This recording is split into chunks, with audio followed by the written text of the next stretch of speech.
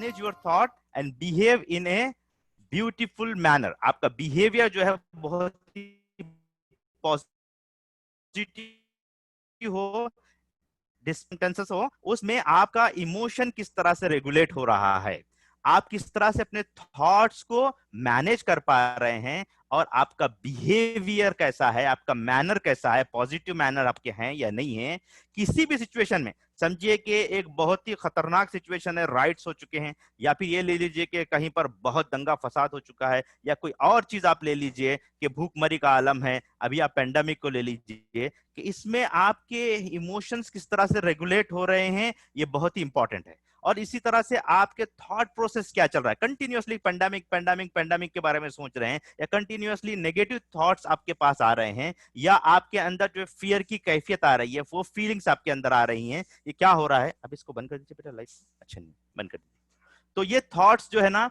वो आपके पास कैसे आ रहे हैं, और फिर उसकी वजह से आप क्या एक्शन ले रहे हैं, ये डिफाइन करेगा आपके सिलसिले में कि आप किस तरह से हैं और कहां पर हैं। राइट, हम आगे बढ़ते हैं। Sir ji sir, exactly sir, yes sir, कुछ आ रहे नेगेटिव थिंकिंग, ठीक है, तो हम आगे बढ़ते हैं। गुड। तो फर्स्ट पॉइंट उसमें जो आता है वो genetics. Genetics is one of the pillar, और उसमें ये होता है कि आपके जो मूड के डिसऑर्डर्स हैं, मैक्सिमम जो मूड के डिसऑर्डर ऑर्डर्स होते हैं, उसकी वजह जो है वो जेनेटिक्स होती है। मूड के डिसऑर्डर में क्या होते हैं, बहुत ज्यादा गुस्सा आ जाना, बहुत ज्यादा डिप्रेस हो जाना, या फिर ये कि कभी कभी जो है आदमी जो है सैडनेस का शिकार हो जाना, या फिर इसी तरह जो है एंजाइटी का शिकार हो जाना। ये जो मूड के डिसऑर्डर हैं, इसकी बेसिक ज्यादातर वजह ये होती है कि आदमी जो है वो जेनेटिकली उसका रूट होता है। और इसमें हम ये कहते हैं कि साइंस यहां तक तरक्की की है कि जैसे ही रूह आती है 4 माह के बाद, अभी बच्चा पेट में ही होता है, माँ का जो ऑब्जर्वेशन होता है चीजों को लेकर के, वो रिफ्लेक्ट करता है बच्चे के मूड पर। अगर माँ जो है उस दौरान में, प्रेगनेंसी के दौरान में जो है बहुत चिड़चिड़ापन था, तो बच्चे के अंदर वो रिफ्लेक्ट होगा। अगर माँ के अंदर जो है वो कैफियत हो कि वो हैप्पीनेस में थी, पीस थी, लव उसके अंदर था, तो वो बच्चे के अंदर रिफ्लेक्ट होगा। अगर बच्चे को गुस्सा आ रहा है, तो आप समझिए कि उसका रिफ्लेक्शन की वजह यही है कि वो उस दौरान में उसके अंदर कैफियत हुई थी। लेकिन बहुत सी चीजें होती हैं, बहुत से गुस्सा और बहुत सी चीजें जो बाद में उम्र के दूसरे दौर में भी वो एक्वायर करता है, और उसको कहते हैं पर्सनालिटी बिल्डअप। एक आदमी की पर्सनालिटी को बिल्ड करने के लिए वो चीज होती है। जैसे मिसाल के तौर पर जो है आदमी रियलिस्टिक है, या इरेशनल या रैशनल आदमी है, या फिर जो है अनरियलिस्टिक कोई आदमी बात करता है, उसकी पर्सनालिटी में हम देखते हैं कि उसका बहुत ज्यादा असर नजर आता है। तो इसकी वजह यह है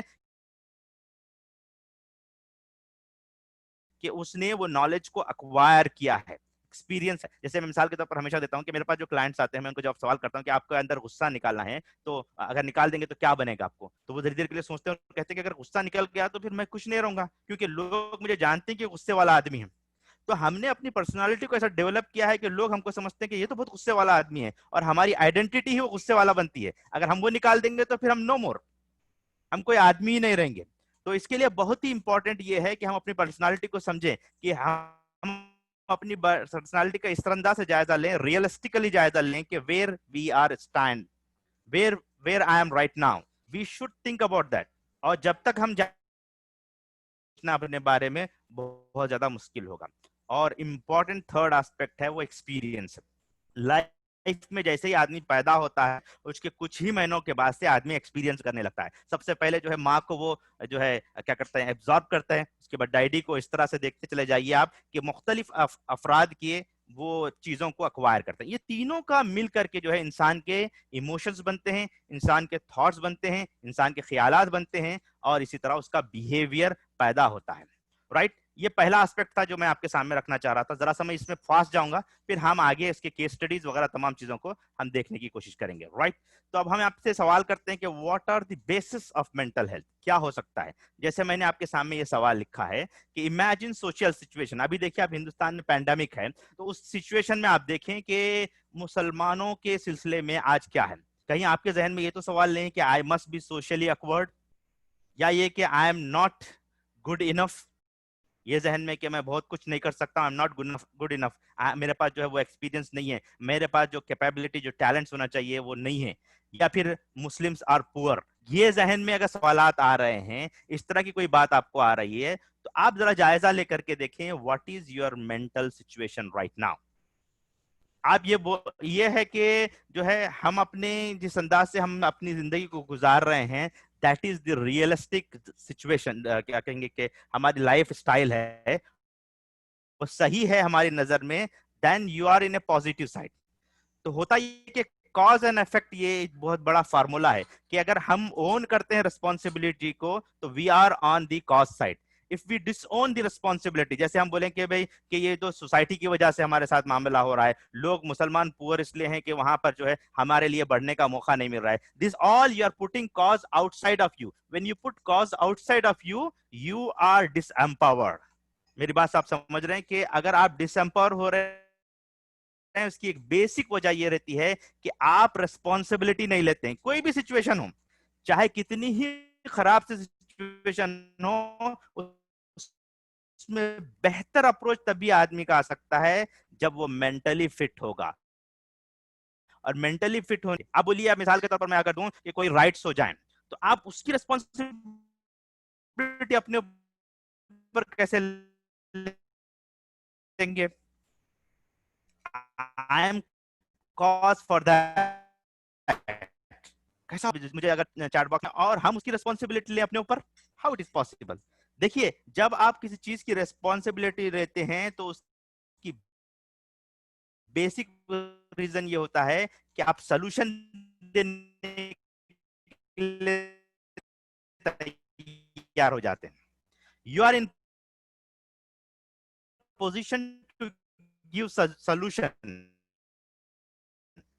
but when you are in effect side, you start मतलब कलेक्ट करना शुरू करते हैं, आप रीजंस को कलेक्ट करना शुरू करते हैं। ऐसे हुआ था, ऐसा हुआ तो हुआ था, ऐसा नहीं। रिस्पॉन्सिबिलिटी ऑफ एनी सर्कमस्टेंस में तो वहां पर आपको ये चीज आती है। तो जैसे भी मुसलमान पुअर हैं तो इसकी वजह जो है गवर्नमेंट की एड नहीं है या फला फला चीजें नहीं है, बहुत सी बातें करते हैं। Basically we are in effect side. When we are in cause side, we will take the responsibility. What we used to say, poor हम इसलिए हैं कि हम बहुत अपने बच्चों को एजुकेशन सही नहीं दिए हैं, पर इसलिए हैं कि हमारे पास जो है ना ढच के हिसाब से हम नहीं चल रहे हैं। तालीम के सिलसिले में जो अहमियत बताई गई है, we are not going according to that. तो हम इस तरह से गुफ्तगू करने वाले बनेंगे। मेरे पास वक्त नहीं है इसलिए मैं जरा सा फास्ट चले जाता हूं। तो इस सिलसिले में 3 डिफरेंट अप्रोचेस हमारी जिंदगी में आते हैं। वो पहला अप्रोच ये है कि thought process. Identify the irrational thought and replace them with A more realistic thought. ये बहुत ही इंपॉर्टेंट पॉइंट है कि हम अपनी जिंदगी में जो कुछ थॉट्स हमारे पास आ रहे हैं वो मैक्सिमम इरेशनल थॉट होंगे। Just replace them with a rational thought. ये बहुत ही रियलिस्टिक थॉट हमारे पास होनी चाहिए कि जो सिचुएशन है आइन उस सिचुएशन को समझें और उसको पॉजिटिवली लें, तब जाकर के आप कामयाब हो सकते हैं। और ये बहुत ही इंपॉर्टेंट है थॉट प्रोसेस में। और थॉट के सिलसिले में 4 बातें मैं बताऊं कि थॉट पॉजिटिव थॉट होते हैं, नेगेटिव थॉट होते हैं, वेस्ट थॉट होते हैं, अनयूजफुल थॉट होते हैं। 4 तरह के थॉट। वैसे मैं इस पर 20 मिनट का लेक्चर लेता हूं, लेकिन आज मैं आपके सामने इस पर नहीं गुफ्तगू करूंगा। तो आप जहन में रखिए कि positive thought, negative thought, waste thought और फिर unused thought. Waste thought specially जब आते हैं जब आप रात में घंटों आप बेड पर पड़े हुए हैं, एक के बाद एक थॉट आते जा रहा है, एक के बाद एक थॉट आते जा रहा है, लूपिंग बढ़ते जा रही है और थॉट कंप्लीट ही नहीं हो रहा है, तो समझिए से गर्म हो जाती है। तो ठीक इसी तरह हमारा ब्रेन भी गर्म हो जाता है जब पॉजिटिव थॉट उससे फ्लोट नहीं होता है। तो इसलिए हमें इस सिलसिले में बड़ा गौर व फिक्र करना चाहिए। दूसरा इसका इंपॉर्टेंट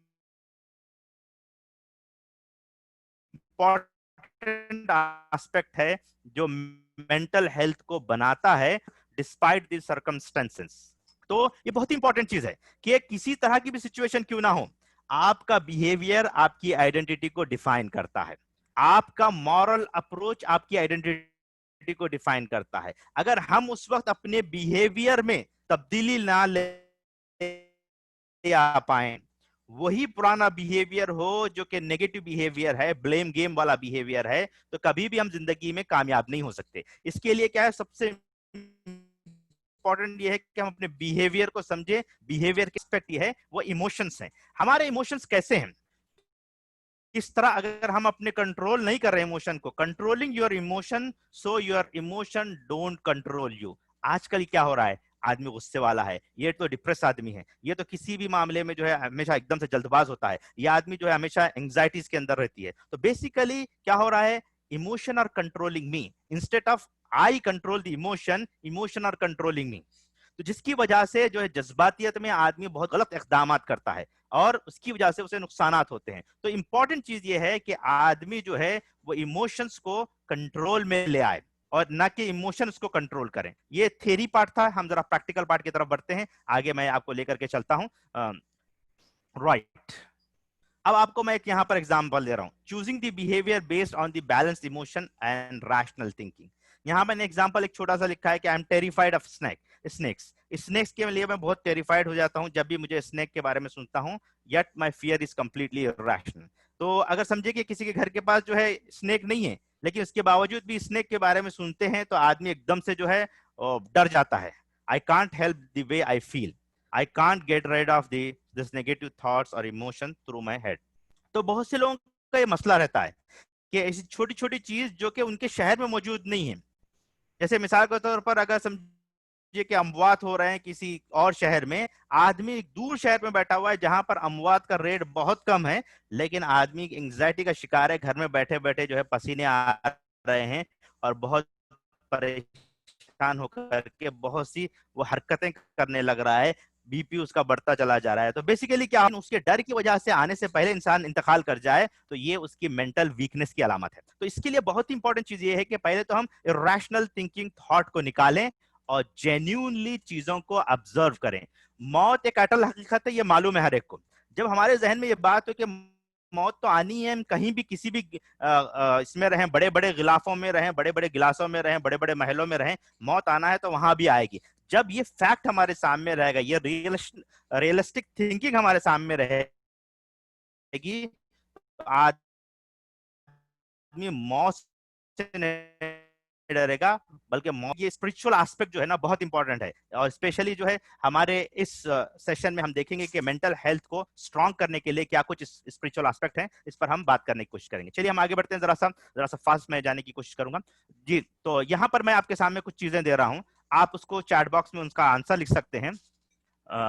चलिए, right, you all can send your questions on the chat box, the question answers, okay fine, that's good। तो हम यहाँ पर देखिए पहली चीज लिख रहे हैं कि स्ट्रेंथ और वीक, जो हमारे पास जो जहन में ख्यालात हैं कि भाई ये ट्रूथ है या नहीं है, तो फर्स्ट चीज जो जहन में आती है, being mentally strong isn't about acting tough. यानी कि बहुत से लोग घर में बहुत दंदना के रहते हैं, बहुत ताकत और अपने बीवी बच्चों के साथ ऐसा सख्त रहते हैं और वो समझते हैं कि ये अलामत है एक आदमी के मेंटली स्ट्रांग होने की। ये रॉन्ग है, इसको जहन से निकाल दीजिए कि दिस इज टोटली रॉन्ग।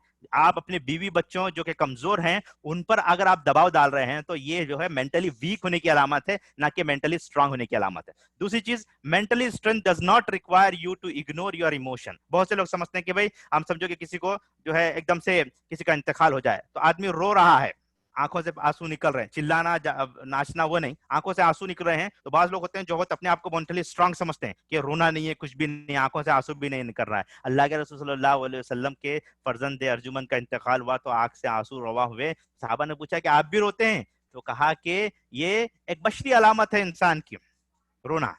तो दोस्तों, जब अल्लाह के हुजूर खड़े हों दुआ के लिए, तहज्जुद पढ़ रहे हों या रात में हो हम नमाज पढ़ रहे हों या बहुत बेहतरीन खिरत सुने हों, तो आंखों से अगर आंसू रवा नहीं हो रहे, हम अपने आप को मेंटली स्ट्रांग समझ रहे हैं, तो ये कमजोरी की अलामत है, ना कि मेंटल स्ट्रांगनेस की अलामत है।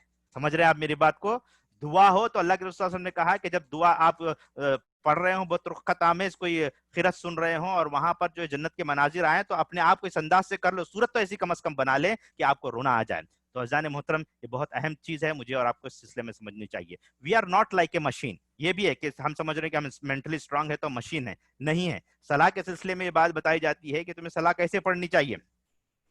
सलाह ऐसी पढ़नी चाहिए जैसे कि तुम्हारी ये आखिरी नमाज है और ये रियल टाइम में पढ़नी चाहिए,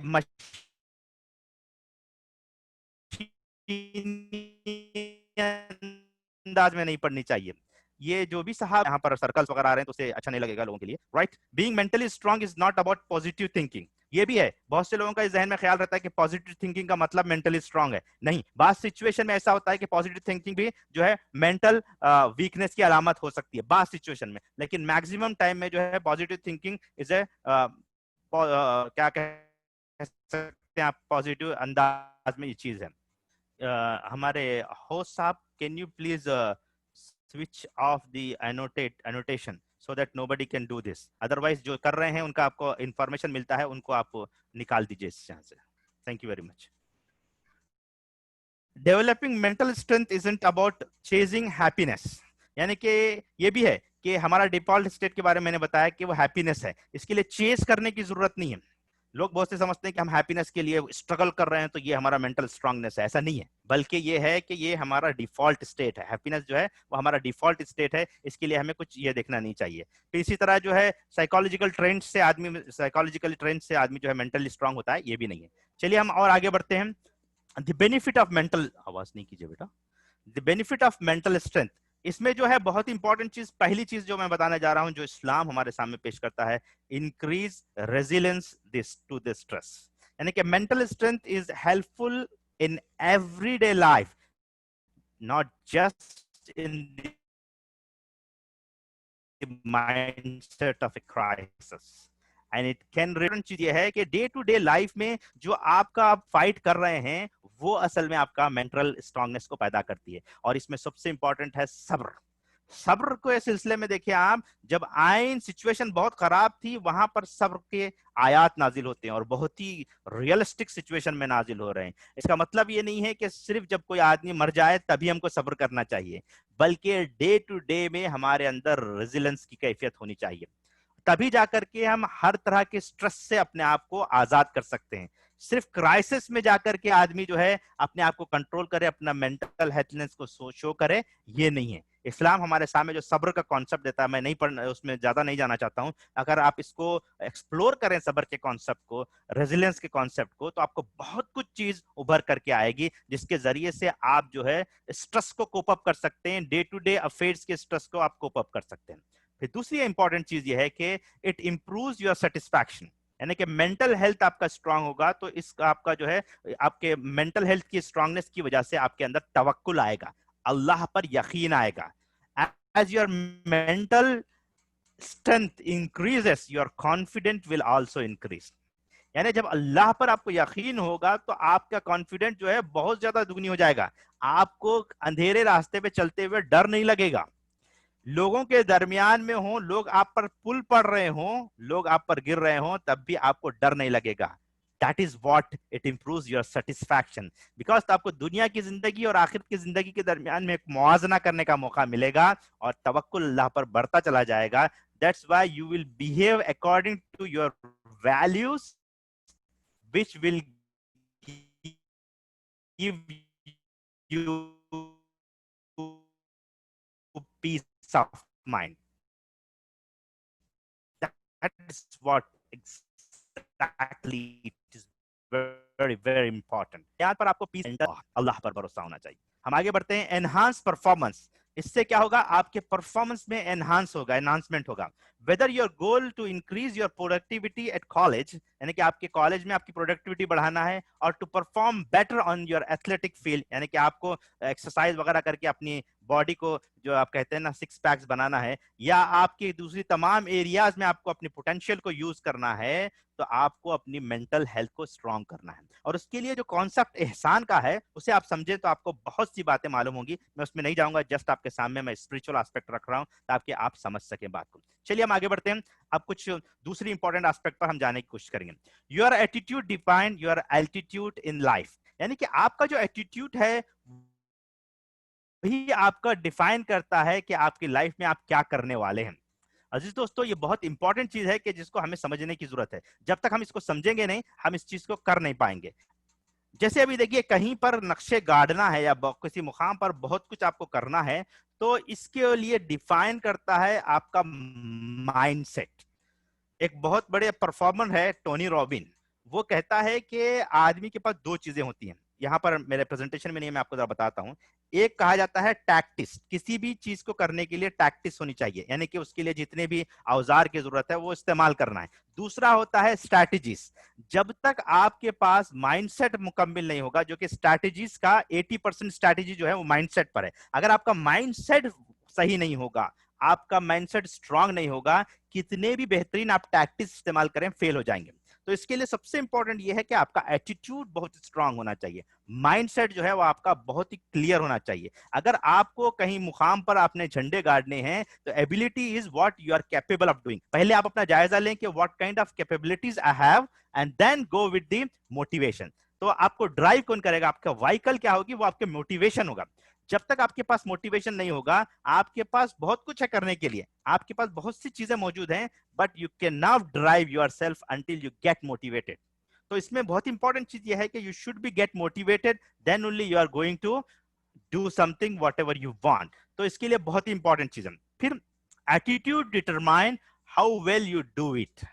देखिए, एबिलिटी से आपके अंदर स्किल सेट आएगा, मोटिवेशन से आप रास्ते पर जाने के लिए कारामद होंगे, लेकिन एटीट्यूड डिफाइन करेगा कि you are doing right thing और रॉन्ग थिंग। ये बहुत इंपॉर्टेंट है, एटीट्यूड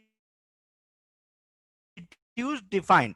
अगर आप अच्छे मकसद के साथ अच्छी चीज को करना चाह रहे हैं but your attitude is not good, you गुस्से वाले आदमी हैं या इस तरह की कोई और चीजें हैं, तो that means your attitude is not good, because of that the output is totally wrong. तो आउटकम जो होगा वो नेगेटिविटी में आएगा, वो आउटकम आपको फायदामंद नहीं देगा, तो इससे आपको नुकसान होगा। इसलिए सबसे इंपॉर्टेंट चीज ये है कि आपका एटीट्यूड अच्छा होना चाहिए। मैंने यहाँ एक केस स्टडी ली है आपके लिए समझने के लिए। एक कॉलेज का स्टूडेंट है, वो जो है कुछ दिनों से मेडिकल कॉलेज में है वो, लेकिन मेडिकल रीजन की वजह से जो है वो कॉलेज नहीं जा सका और बहुत से उसके चैप्टर्स जो है वो इंपॉर्टेंट लेक्चर्स वो छूट गए for a period of 1 month. On resuming college, he realized that there was a class test schedule on the topic discussed during the past lecture. So इसमें जो बात बताई जा रही है कि क्लास में जो ऑलरेडी टेस्ट स्केड्यूल था, जो कि पास्ट लेक्चर के ऊपर था, जो उसने अटेंड नहीं किए थे। Ahmed, oh my God, I was not doing well the past month. I don't know anything and I don't understand anything in the syllabus. What will I do? How will I complete my notes? How will I give my test and by was? तो ये इसमें इसके दिमाग में मुख्तलिफ ख्यालात आ रहे हैं। आपने जायजा लिया है कि किस तरह के ख्यालात हैं? Is that positive or negative? Just put your answer in chat box. Is that positive or negative?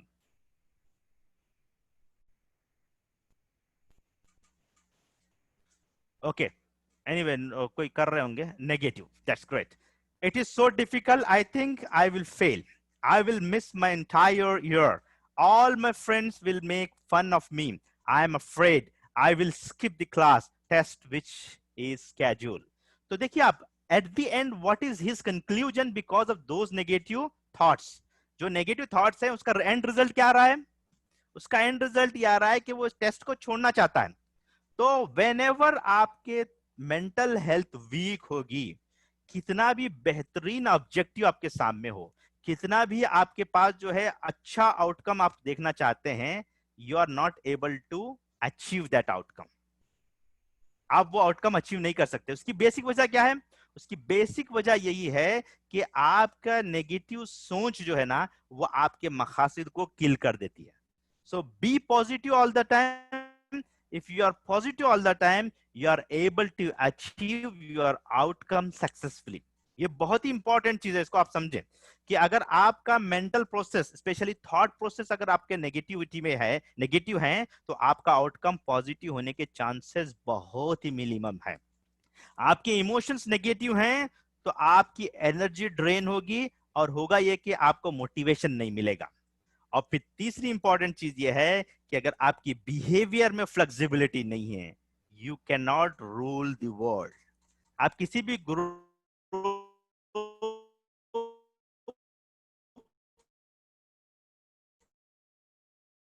को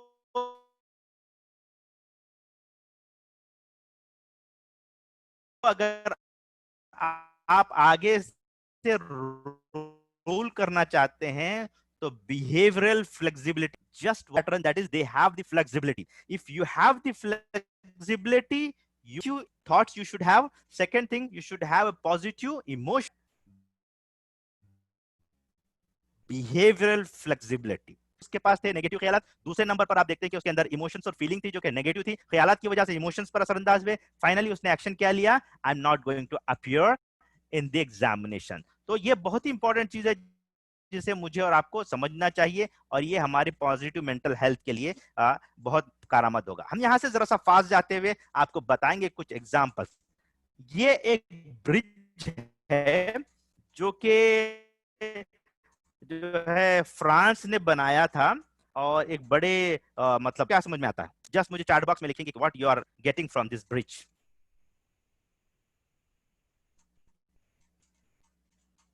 चलिए फास्ट लिखिए हम लोग शॉर्ट ऑफ टाइम है। मेरे ख्याल से बहुत कम हमारे पास टाइम बचा हुआ है। तो हम जरा फास्ट जाते हैं। मुझे एक 2-4 मिनट पहले बताइए ताकि मैं रैप अप कर सकूं। राइट, तो आप लिखिए कुछ। ये ब्रिज को देखने के बाद, फोटो को देखने के बाद आपको क्या समझ में आ रहा है? Did you understand something? It has no purpose. Yes, okay. Bridge सही नहीं है, नहीं बनाई है। ओके, अच्छा सीन है। Okay, good. The bridge is not build properly. Okay, अब आपको मैं आंसर बताता हूं। ये बिल्ड जो है, ये ब्रिज जो है बहुत ही प्रॉपरली, बहुत साइंटिफिकली जो है कौन बनाए हैं? जापानीज बनाए हैं, और बहुत ही मेजरमेंट के साथ बनाए हैं। हुआ क्या आपको मालूम? हुआ ये कि उसके 2 साल के बाद ब्रिज जैसे ही खत्म हुआ, उसके 2 साल तक ब्रिज बना। 2 साल के एंड पर जो है एक जबरदस्त जो है बारिश हुई, और बारिश होने के बाद जो फ्लड आया, उसके बाद जो है पूरा जो है लैंडस्केपिंग हुआ, और पूरी मट्टी जो है, या कहेंगे कि आप रेती जो है इस तरफ आई और ब्रिज को पैक कर दी। ब्रिज स्टिल मौजूद है, लेकिन जो है हवा का बहाव और नदी का बहाव जो है ना, इसके नीचे से जाना चाहिए था, उसने अपना रास्ता किसी और तरफ बना लिया।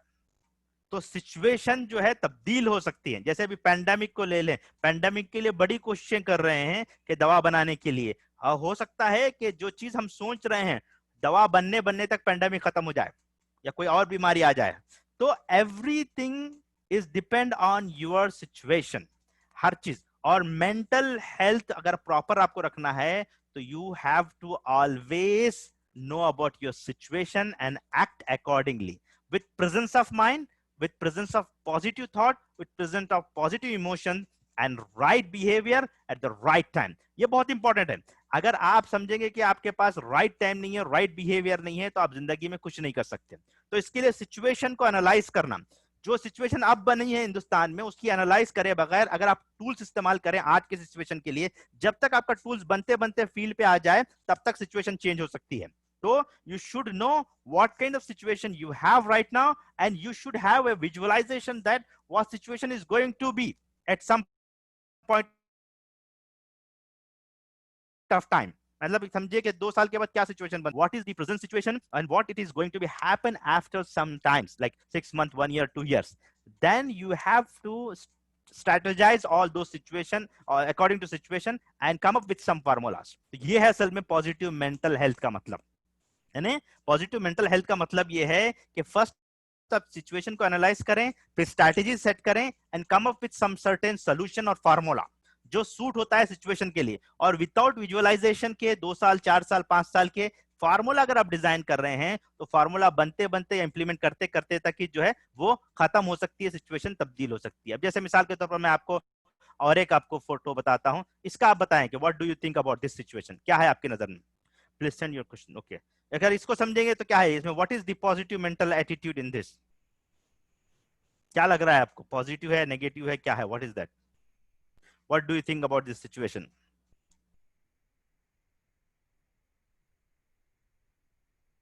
अगर आप इसको पॉजिटिवली बोलना चाहें तो what you can to push up us down. Okay, negative. अगर इसको पॉजिटिवली लेना चाहें तो क्या ले सकते हैं आप? I am asking if you want to take this situation in a positive way, what could be? Trial and error, good. You have to get up, good। People having fun, good। She want to her yeah, very good। Ariba, Ariba, very good। माशाल्लाह, sister ने बहुत जबरदस्त बात कहा, being experimental. जी, देखिए जिस situation को आप एकदम से देखते हैं, जब इमोशंस को हटा करके बिहेवियर की स्टडी करेंगे तो आप राइट आंसर की तरफ जाएंगे। If you have the emotion, ये लड़की के साथ इसने ऐसा कैसे कर दिया, तो if you have that feeling and emotion, negative emotion, you can not study the behaviour positively. तो एवरी सिचुएशन में you have to separate emotion from the behaviour and then study the behaviour, then only you will come to the right track. जैसे मैंने आपके सामने ये पहला वाला picture दिया कि यहाँ पर आपके इमोशन ये था कि इंजीनियर ने तो गलत बना दिया, या फिर आपका जहन में था कि ये ब्रिज यहाँ बनना ही नहीं चाहिए था जबकि उधर होना चाहिए था। तो ये क्योंकि आपका इमोशंस के साथ अटैच है। When emotion will attach to the behaviour, behaviour will always, sorry, emotion will always overrule, always emotion will overrule. तो जजमेंट जब लेना है, आपको इमोशन को हटा करके बिहेवियर की स्टडी करेंगे तो आपको जजमेंट मिलेगा या सही डायरेक्शन पर आप जाएंगे। तो टेक अवे ये आपके लिए फर्स्ट पॉइंट है कि आपको हमेशा जब भी आप कोई सिचुएशन में हो, कोई काम करना हो, तो बिहेवियर को इमोशन से अलग करें, इमोशन को पहले हटाएं, जब बिहेवियर की स्टडी करें। अब जब बिहेवियर की उस अंदाज से स्टडी करेंगे तो आपको रिजल्ट मिलेगा, वरना रिजल्ट आपको हमेशा हमेशा नेगेटिव मिलने के ज्यादा चांसेस रहेंगे। राइट? अब ये एक आपके पास सिचुएशन है, आप इसको इंटरप्रिटेट करें और मुझे बताएं कि what is not positive mental attitude. इसमें क्या पॉजिटिव मेंटल नेगेटिव एटीट्यूड है स्टडी करने के लिए? बहुत सिंपल है, आपने हदीस भी सुनी होगी कि इस कश्ती में सुराख पड़ा है और सुराख पड़ने की वजह से कुछ लोग निकाल रहे हैं, कुछ लोग समझ रहे हैं कि हम लोग जो है ऊपर बैठे हुए हैं, हमें तो कुछ नहीं होगा। तो लेकिन आप जानते हैं कि आखिर में रिजल्ट क्या आएगा? Getting away from taking the responsibility. तो हर वक्त जो है ना, जो भी सिचुएशन आती है, सोशल एस्पेक्ट आता है, हमेशा आगे बढ़ करके सिचुएशन को लेने की कोशिश करें। Getting away from taking the responsibility is not positive mental attitude. यानी कि अपनी रिस्पॉन्सिबिलिटी को दूसरे ऊपर डाल करके आदमी खुश हो रहा है, तो this is not positive mental attitude, this is not positive mental health, this is not the correct way of positivity. तो what should be there? Always you should take the responsibility. Second important क्या है? Faking नहीं करना है कि हम कुछ मेहनत कर रहे हैं बल्कि फेक करने की कोशिश करेंगे, then also it will not work out. It's never about lying to yourself. हम तो बच जाएंगे, ये जो सोच है कि हम तो बच जाएंगे, हम तो बहुत ऊपर हैं, ये हमेशा अपने आप को धोखा देना। और जब भी आदमी जो है ना, जैसा जरा सा कुछ वेल टू डू कंडीशन में रहता है, आदमी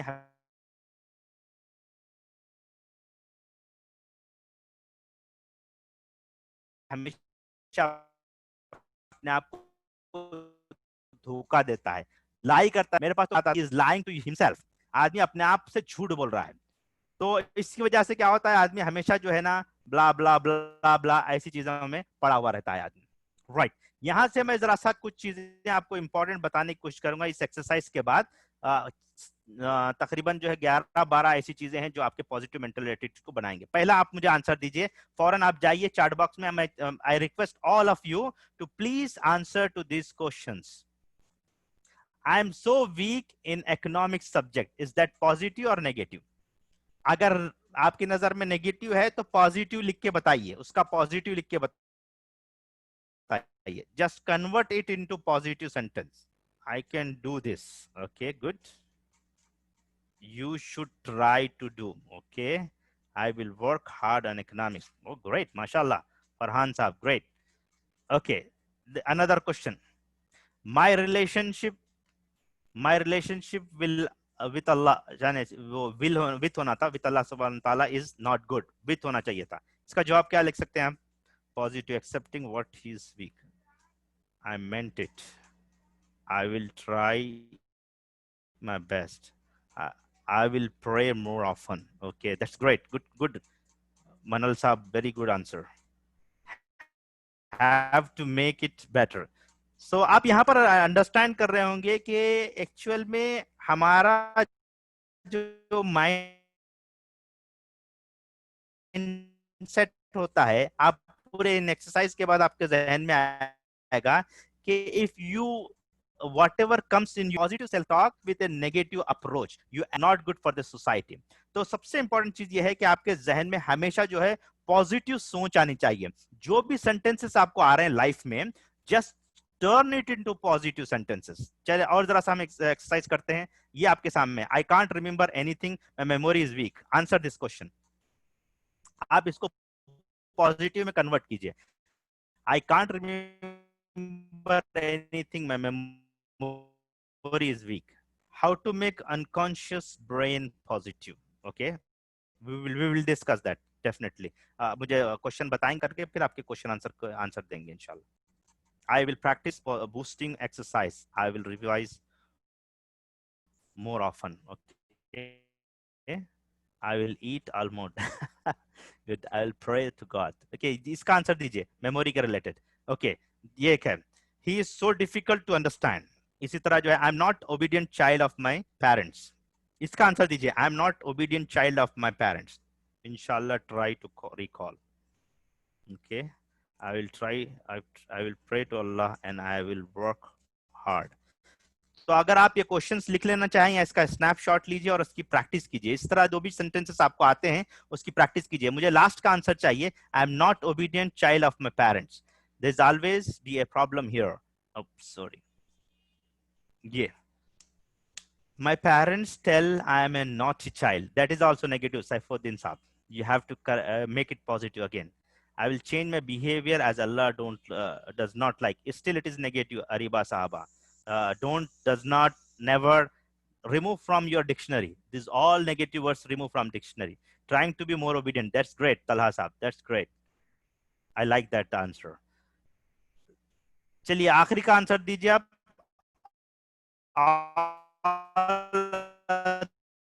Others are so confident, I am nervous, I will fail. Answer the last question. All others are so confident, I am nervous, I will fail. Just make it some positive sentence. It's fun to, okay, good. I will try to be good, okay. I can also increase my confidence. तो इसमें important चीज है कि जो भी message आपको आ रहा है उसमें मीनिंग पूरी तरह से तब शुड नॉट बी चेंज। ये बहुत इंपॉर्टेंट पॉइंट है। Meaning should not be change, sentence should be remain same, right. तो हम आगे बढ़ते हैं। इसमें और बहुत सी चीजें हमारे सामने आ सकती हैं, लेकिन हम यहाँ पर इसको ये करते हुए हम जरा सा आगे बढ़ेंगे ताकि हमारे दोस्तों को समझ में आ जाए कि क्या कर रहे हैं, राइट। चलिए आगे बढ़ते हैं।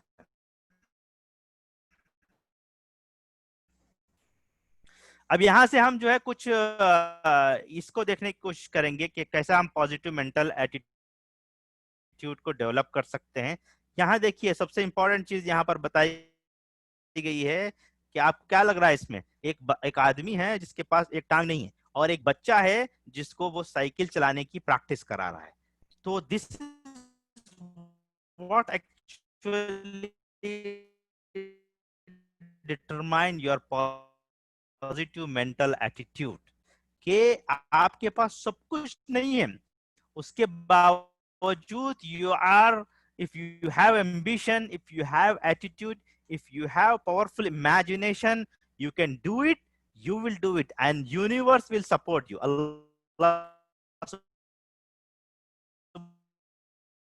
ताला will support you. Attitude अगर होगा तो आप अपनी स्ट्रांगनेस है, आप कुछ करने का you want, एंड आपको तमाम चीजें सपोर्ट करेंगे। ये पहला आपके रखूंगा, ये पहली चीज मैं समझाऊंगा कि अगर आप प्रेजेंट में हैं, यानी कि लाइफ में तीन चीजें होती हैं, पास्ट होती है, फ्यूचर होता है और प्रेजेंट होता है। तो यस्टरडे इज हिस्ट्री,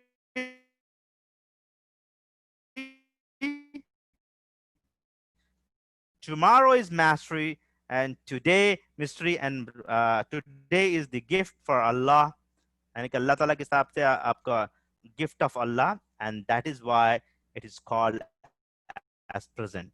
तो प्रेजेंट में ये होता है कि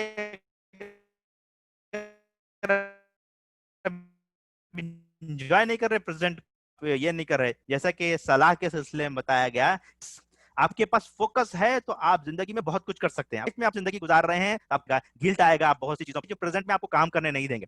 आप अगर फ्यूचर के बारे में सोचेंगे कि हमारा क्या होगा, हम कैसे जिंदगी गुजारेंगे, हम कैसे हमारी लाइफ होगी, तो क्या होगा, फ्यूचर में आप जिंदगी गुजारने वाले बनेंगे तो एंजाइटी आपको रहेगी, या नहीं तो कभी कभी जो है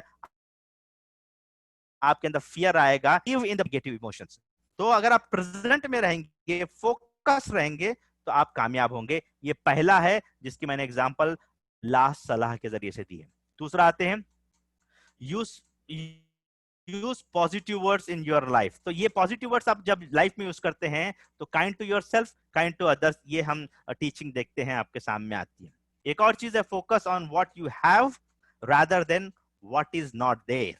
ये बहुत इंपॉर्टेंट है। देखिए ये बंदा जो है ना, इसने 3 राउंड तक आगे बढ़ा और इसने जो है रेसलिंग चैंपियनशिप में 3 राउंड्स इसने क्लियर किया। आप जरा सोच सकते हैं कि किस तरह से दोनों पैर और दोनों हाथ ना होने के बजाय बावजूद उसके अंदर इतनी कैपेबिलिटी थी, इतना फोकस था। क्या फोकस था उसके पास? आप उसके पास जितना जिस्म मौजूद है उसको इस्तेमाल करके वो कामयाब हो रहा है। तो हमारे पास अल्लाह अल्हम्दुलिल्लाह अल्लाह रब्बुल इज्जत ने हर वो चीज दी है जो हमारे लिए चाहिए। तो focus on what you have, what you don't have, इस पर आपको फोकस नहीं होना चाहिए। तो इसीलिए बताया गया कि आप अपने से निचले लोगों को किसमें देखें, जो आपके पास, जैसे आपके पास समझे कि किसको देखेंगे आप, पैसा नहीं है आपके पास, दूसरी तमाम चीजें नहीं है, तो आपके पास दो आंख नहीं है उसको देखना चाहिए। एक आदमी के पास कुछ स्किल शॉर्टनेस है तो नीचे वालों को देखना है, लेकिन पॉजिटिविटी के लिए अपने से ऊपर वालों को देखें ताकि आप कॉम्पीट करके आगे बढ़ सकें। ये इस्लाम का जो बहुत बड़ा फंडा है, आप इसमें आप देख सकते हैं, इसके जरिए से आपको ये बात आपके सामने मिलती है। तो focus on what you want rather than what is not. Right, हम आगे बढ़ते हैं। Count your blessing, make a list of gratitude. ला ला तो कितना है, क्या है वो आयत, आपको याद है किसी को? अंताउद्दु नेमतल्लाहि ला तुहसूहा। अल्लाह ताला की नेमतों को आदमी जो है याद करना चाहे, गिनना चाहे तो वो गिन नहीं सकता है। तो ये ब्लेसिंग जो अल्लाह ताला ने हमको दी है, इसको हम ज्यादा से ज्यादा जो है ग्रेटिट्यूड में इस्तेमाल करें, शुक्र अदा करें अल्लाह ताला का, हम्द करें, तस्बीह करें। And this is the best approach ever in your life. अगर आप ये करने में कामयाब हो जाएं, ग्रेटिट्यूड को लिखने में, ब्लेसिंग को याद करने में, तो आपकी पूरी जिंदगी जो है पॉजिटिव एटीट्यूड का हिस्सा बन जाएगी और आप कामयाब होंगे अपनी जिंदगी में। And that will be really a driving force for your life. आपको जिंदगी में बहुत कुछ फायदा होगा, आप उसको समझ भी पाएंगे। पांचवा पॉइंट जो मैं आपको देना चाह रहा हूं पॉजिटिव मेंटल एटीट्यूड के लिए और पॉजिटिव मेंटल हेल्थ के लिए, everything need not to be perfect. हम जो समझते हैं कि हम परफेक्ट होना चाहिए, जिसकी वजह से प्रोकास्टिनेशन हमारे अंदर आता है, हम चीजों को नहीं कर पाते हैं, परफेक्शनिस्ट बनने की वजह से बहुत सी चीजें हो जाती हैं। तो लाइफ में हर चीज परफेक्ट होना जरूरी नहीं है। Okay with not okay, not perfect is okay with perfection. आपके पास जो नॉट परफेक्टनेस है उसको एंजॉय कीजिए ताकि आप परफेक्शन की तरफ जा सके। अगर आपका परफेक्शन पे फोकस रहेगा तो आप नॉट परफेक्ट पे ओके नहीं होंगे और नीचे की तरफ चले जाएंगे। It is very important, always everything need not be perfect all the time, all the time, that is very important. And point is be ready to learn from your mistake. आपकी अपने मिस्टेक से आपको learn करना चाहिए। तो Edison का आपको formula मालूम है, उसने जो लाइट बल्ब बनाया था, उसने जो है 999 टाइम्स जो है फेल हुआ और उसके बाद एक टाइम में 1000 टाइम पे वो पास हो गया। तो उसको सवाल किया गया इंटरव्यू में कि आप 999 टाइम्स फेल हुए, तो उसने क्या कहा? उसने कहा कि I am not fail, I learn 999 times how to not make light bulb. Light bulb नहीं, लाइट बल्ब बनाने नहीं बनाने का तजुर्बा मेरे को मिला उसमें, तभी जाकर के मैं जो है फाइनली लाइट बल्ब बना सका। तो learn from your mistake and always don't blame, take the ownership of that mistake. I did that mistake so that you will be able to achieve that. Seventh point, rise up after every failure, even after each sin. मैं यहां पर example दे रहा हूं कि ये बंदे का आप देखें कि ये जो है रनिंग रेस में गिर जाता है, उसके बावजूद उसका पैर लड़कते रहता है, लेकिन फिर भी वो उठता है और फाइट करके आगे बढ़ता है, और एक टाइम आता है कि वो यूनिवर्स उसको सपोर्ट करता है and he will become the winner of that race. तो आदमी के सिलसिले में बताया गया कि तौबतुन नसूहा की बताया गया, और ये भी हदीस में बात आती है कि आदमी तौबा करने वाला नहीं है तो अल्लाह ताला ऐसी कौम को ले आएगा जो गुनाह करेंगे फिर तौबा करेंगे और अल्लाह ताला माफ करेंगे। अल्लाह ताला माफ करने को पसंद करता है। तो अजीज साथियों, raise up after every fall. तो अगर आपके गुनाह बहुत ज्यादा हैं तो वहां से उठें, तौबा इस्तगफार करें ताकि आप कामयाब हो सकें। इसका आपको ख्याल रखना चाहिए। हम आगे बढ़ते हैं इसके साथ। नाइन्थ पॉइंट है विजुअलाइजेशन। विजुअलाइजेशन का अल्टीमेट क्लाइमेक्स मेरी नजर में जन्नत का तस्वुर है, जन्नत को अपनी आंखों से देखना। And if you are not visualizing your goal, that means you are not capable. तो पॉजिटिव मेंटल हेल्थ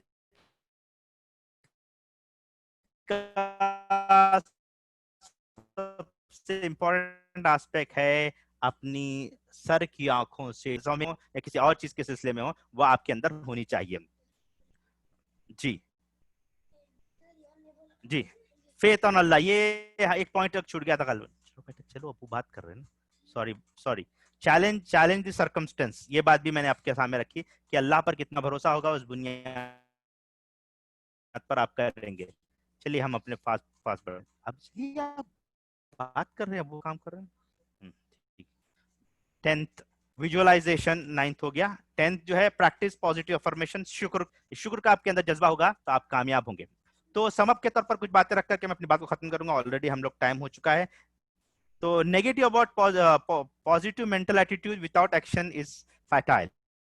यानी कि अगर आपके पास एक्शन नहीं है, सिर्फ आप दिमाग को अच्छा रखना चाह रहे हैं, पॉजिटिव मेंटल एटीट्यूड रखना चाह रहे हैं, without action is nothing, it is just fertile. तो उसकी कोई अहमियत नहीं है। Just by thinking only you do not become a rich और Muttaqi.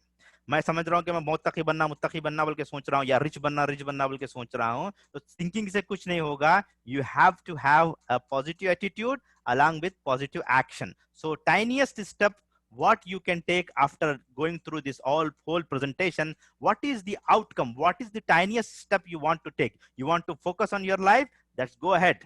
If you want to challenge in your life, you want to give gratitude to your blessings, so go ahead with that and do it. मतलब action में ले आए। अगर आप action में नहीं ले आ रहे हैं तो पॉजिटिव एटीट्यूड से कुछ नहीं होगा। Positive thinking does not change the fact and reality outside. सिर्फ एटीट्यूड से आपकी रियलिटी चेंज नहीं होगी, आपको एक्शन लेना पड़ेगा, फोकस करना पड़ेगा। जो मैं 11 पॉइंट या उस पॉइंट में आपके अंदर अभी तक इकदाम नहीं किए हैं तो उस पर इकदाम लेने वाले बने, एक्शन में आने वाले बने। Sometimes negative thinking helps in having a contingency plan, power move. तो ये क्या होता है, कभी कभी जो है बास नेगेटिव थिंकिंग जो है ना आपको पुश बैक करते हैं, जैसे स्प्रिंग होता है, जोर से दबाते हैं तो आप पॉजिटिव की तरफ जंप कर सकते हैं। तो आपके पास जो है कंटीजेंसी प्लान बनता है जिससे आप पावर मूव कर सकते हैं, आगे बढ़ सकते हैं। और लास्ट पॉइंट ये है कि positive thinking for the negative purpose can be an hazardous. क्योंकि बाद वक्त होता है कि मैं गुस्से वाला हूं, आप प्रिटेंड करेंगे मैं गुस्से वाला नहीं होगा, पॉजिटिव थिंकिंग रखना है, पॉजिटिव थिंकिंग रखना है। ऐसा नहीं है। नेगेटिव पर्पस के लिए आदमी चोर है, मैं तो चोरी इसलिए कर रहा हूं कि मैं इसके जरिए से लोगों को मदद करूं, that is not the positive thinking at all, that is not the positive mental attitude at all. तो अजी दोस्तों, मैंने कुछ बातें बहुत ही जो है तेज रफ्तार से आपके सामने रखने की कोशिश की है। मैं समझता हूं कि मैंने मैक्सिमम या ओवर डिलीवर आपके सामने किया है इस सिलसिले में। कम वक्त में बहुत ज्यादा देने की कोशिश की है, और हो सकता है जरा सा हमें